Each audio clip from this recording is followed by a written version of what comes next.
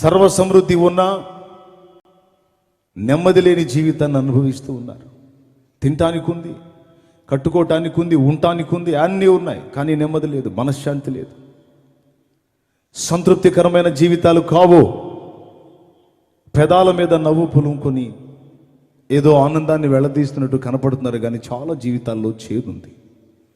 ఎందుకు అలా అంటే వారికి తెలియని ప్రభావం ఏదో వారిని ఏలుబడి చేస్తున్న సంగతి మనుషులకు అర్థం కావటం లేదు. మొత్తానికి బానిసలుగా ఉన్నారు. ఎక్కువ శాతం కాదు, దాదాపు ప్రపంచ ప్రజలందరూ అదే పరిస్థితిలో ఉన్నారు.